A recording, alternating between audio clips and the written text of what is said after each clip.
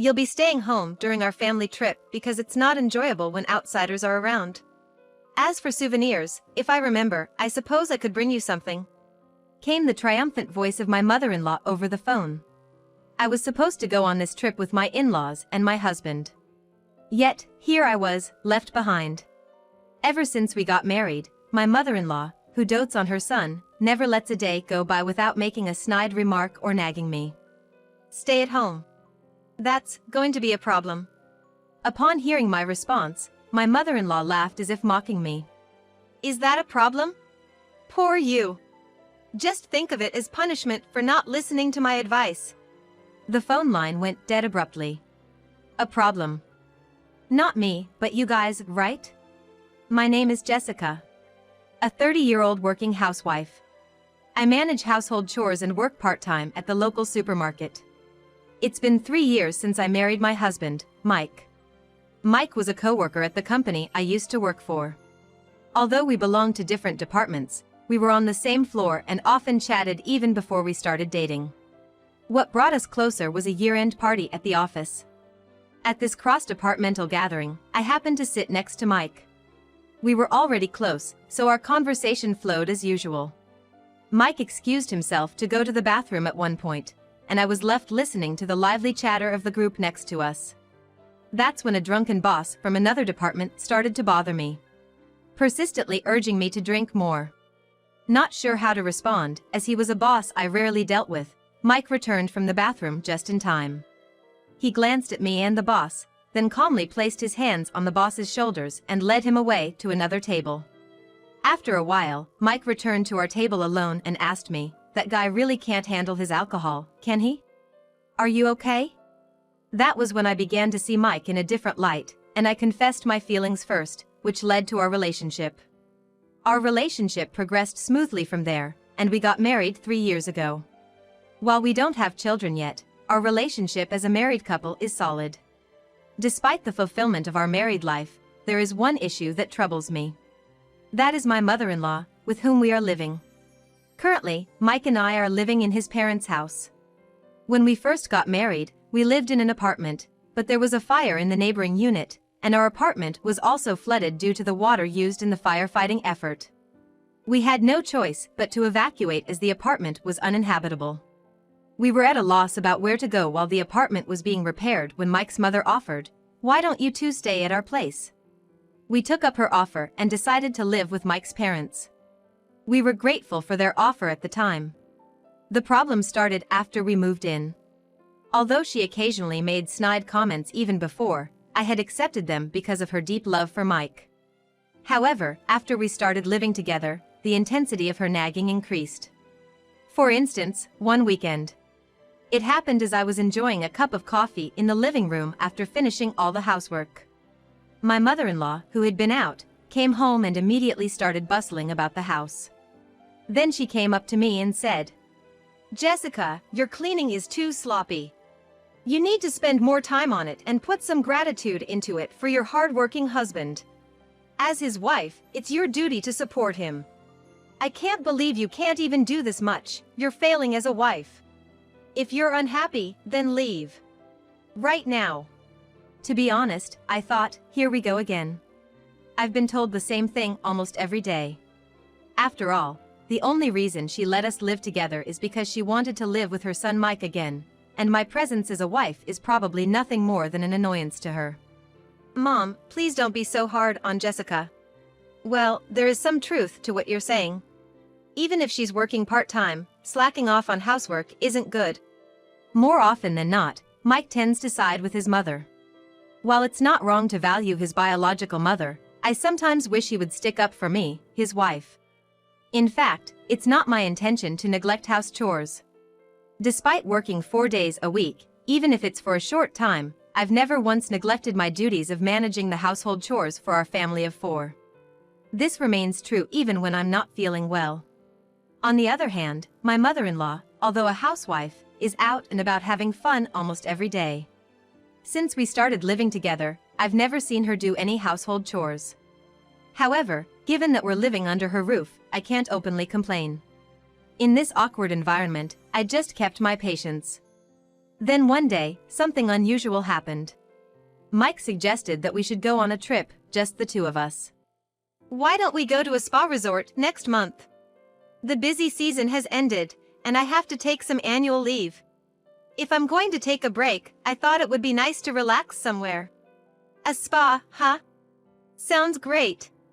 I haven't requested any work shifts for next month yet, so I can take any time off. After discussing various things, we decided to go on a 2-day spa trip in the middle of the next month. As we plan to go on a weekday, we'll probably be able to spend our time quietly and without any rush.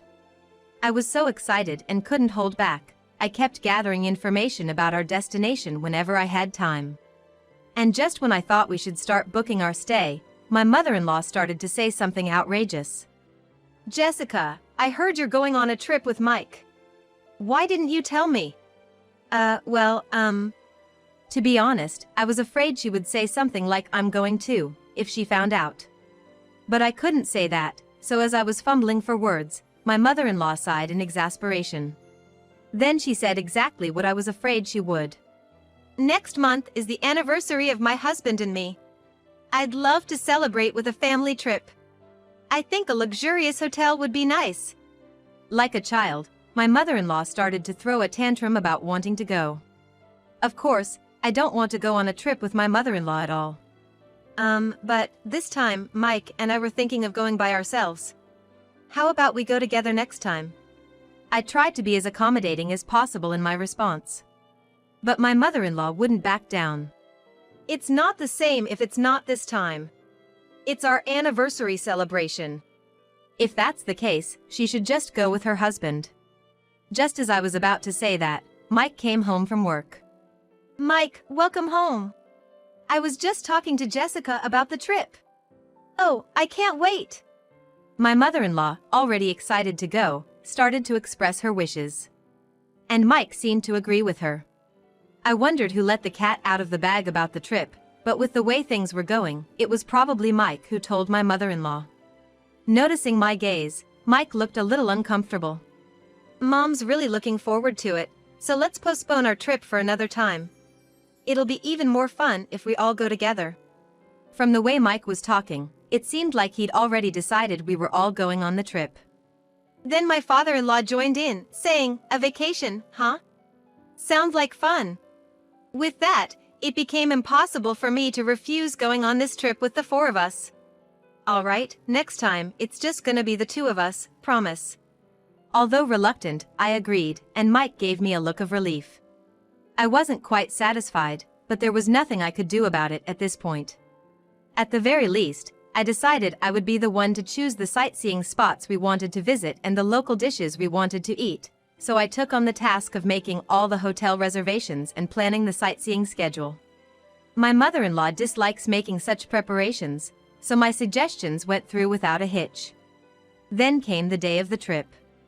I had packed everything like clothes in my suitcase the day before, so the plan was to get up an hour before departure, have a leisurely breakfast, and then leave the house. I woke up to the sound of my alarm clock and stretched out on the spot. Mike? I then realized that Mike, who should have been sleeping next to me, was not there. Thinking that he might have already gotten up and started preparing, I headed for the living room. But Mike was not in the living room. Not in the bathroom, kitchen, or the front door either. Even my mother-in-law and father-in-law were nowhere to be found. Could it be? With a sinking feeling, I dialed Mike's cell phone. But the call didn't connect. When I called my mother-in-law's phone next, she answered immediately. "Oh, Jessica dear. What's up? Mike can't pick up the phone right now because he's driving." "Driving? Where on earth are the three of you right now?" When I asked that, my mother-in-law replied in a nonchalant manner. "Isn't it obvious? We're on a family vacation. We can't enjoy a family vacation with an outsider around, so you'll have to stay at home. If we remember, we might even get you a souvenir." I could hear my mother-in-law's triumphant voice over the phone. "Stay at home. That's going to be a problem." At my words, my mother-in-law laughed scornfully. "Is that a problem? Poor you. Just think of it as punishment for not listening to my advice." With that, she hung up the phone abruptly. I covered my face with both hands and shook my shoulders. But what came out of my mouth was not a sob, but a hearty laugh. They'd better enjoy their journey. I'm sure they'll regret leaving me behind. I quickly opened a hotel booking site. And I booked a fancy hotel in the tourist spot we were supposed to visit today. Then I also made a reservation at a restaurant where I could have a delicious dinner. Of course, just for one person. Then, after quickly getting dressed and putting on makeup, I ate breakfast. All right, time to have fun. I grabbed my luggage and jumped on the train. Since I'd gone to the trouble of researching various tourist spots, I wanted to go on a vacation. With that single-minded desire, I set off on a solo trip.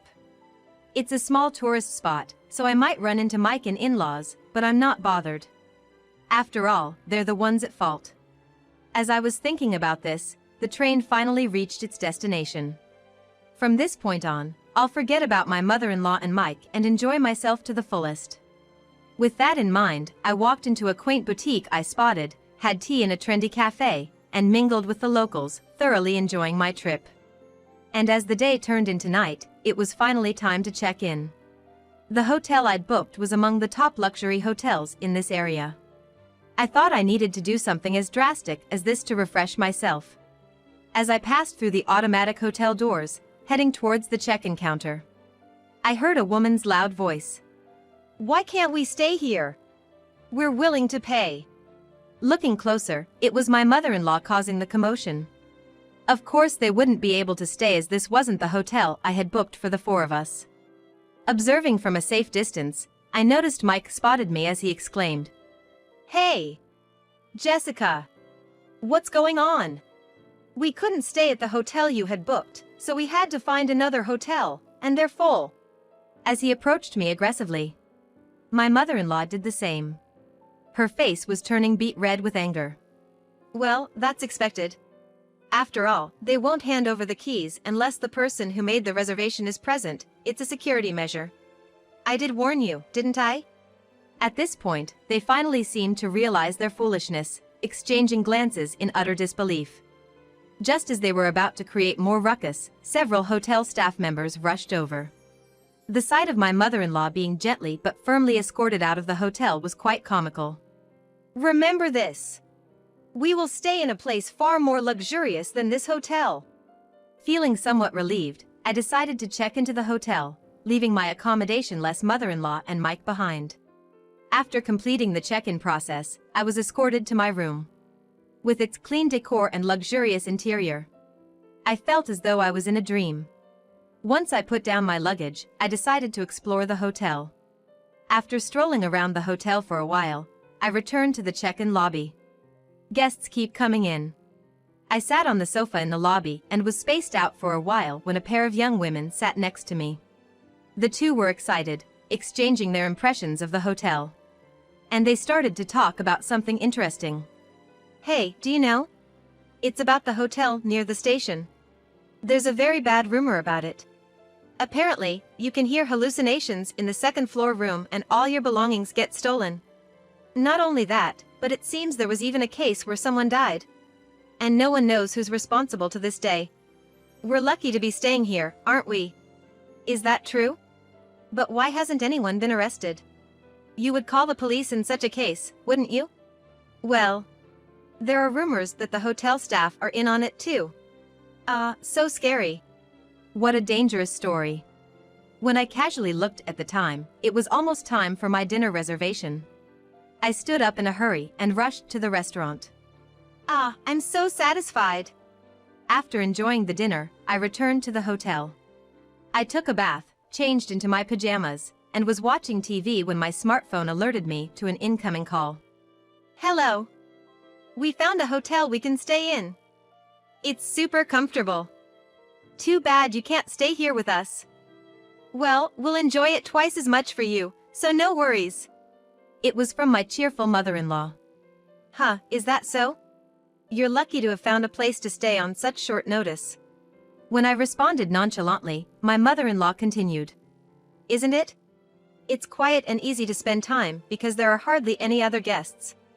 It's close to the tourist spot and it's a beautiful hotel. I wonder why that is. That's when I realized. Could it be the hotel near the station? That's right. What about it? I remembered the story about the bad reputation hotel I heard in the hotel lobby before I went to dinner. I think you should run. I didn't necessarily believe the rumor was true, but where there's smoke, there's fire. But my mother-in-law laughed off what I said. Are you jealous of us staying at a good place? Well then, be regretful. Bye. Again, my mother-in-law hung up the phone one-sidedly. I didn't feel like calling her back. I gave my advice, and I fulfilled my duty. I turned off my smartphone. I didn't want my relaxation time to be disturbed anymore. After that, I spent a leisurely time and fell into a comfortable sleep. And the next day, after checking out of the hotel, I visited the tourist spots I couldn't go to the day before, and arrived home when the sun was setting. There was light leaking out of the windows of the house. It seemed that the three of them had already returned home. I'm home. I purposely announced my return in my usual tone. When I opened the door to the living room, all three of them started making a fuss at once. I, who was taken aback, managed to calm the three down. Then my mother-in-law started to talk about the incident that happened last night. After the three had gone to sleep, there seemed to be rustling sounds. Then, my mother-in-law reported hearing the noise of someone entering the room. Paralyzed by fear, she quietly stayed in bed, and the intruder seemed to wander around the room for about 10 minutes before silently leaving. Feeling relieved, my mother-in-law drifted back to sleep, only to wake up the next morning to find that all of their belongings, including the wallets and smartphones that were supposed to be on the desk, had vanished. All that was left was the coin pouch and key holder that Mike had put in his jacket's inside pocket. In a panic, they informed the hotel staff, only to be told, please pay for the room at least, and didn't even call the police. The troubled trio used the coins Mike had to make a call from a public phone to a relative living nearby, asking for help. Fortunately, the relative seemed to arrive quickly, covering the hotel charges and somehow getting them back home. They said they would go to the police to report the incident soon, and that's when their anger turned towards me. If only you had told us more seriously to run. We wouldn't have ended up in this situation. That's right. You bear some responsibility for this incident, Jessica. What are you going to do about it? But if my in-laws hadn't left me behind to go on a trip, this wouldn't have happened in the first place. When I expressed this candidly, Mike raised his voice. Shut up. You're just the wife, don't get cheeky. We're getting a divorce. I can't put up with you anymore. I was too flabbergasted to say anything. I silently went to our bedroom, pulled out something from the cabinet, and returned to the living room to show it to Mike. Divorce? Fine by me. I don't need a husband who won't protect his bullied wife. Mike's face turned pale. What I had brought out were the divorce papers I had asked a lawyer to prepare. I had been preparing for this day might come. Perhaps not expecting that I would agree, Mike was flustered. No, maybe we should think about it a little more. But then, mother-in-law seized the opportunity to start pushing Mike towards the divorce. You should just get rid of such a horrible wife now. Your mom will find you someone new. Unable to go against his mother, Mike eventually agreed to the divorce. Well then, goodbye. Please enjoy your life with your beloved family. I ignored Mike, who was breaking down on the spot, and walked out of the house. Later, through my lawyer, I submitted the divorce papers, and the divorce was successfully finalized. Several times after that, Mike pathetically begged me to get back together, but of course, I ignored all of them. I'm going to protect Jessica from now on, he said, but it was too late. On the other hand, mother-in-law, who had managed to get rid of the pesky me, seemed to be in high spirits for a while, but that didn't last long. The news of the divorce and the end of their cohabitation spread in the neighborhood, and the rumor-loving people traced it back to her harassment of me, exposing her nasty character. She started getting pointed at from people around her, and it seemed that finding a new wife for Mike was no longer a priority. I returned to my hometown and managed to find a new job thanks to a friend's introduction. I've had enough of marriage for now. I think I'm going to enjoy being single for a while.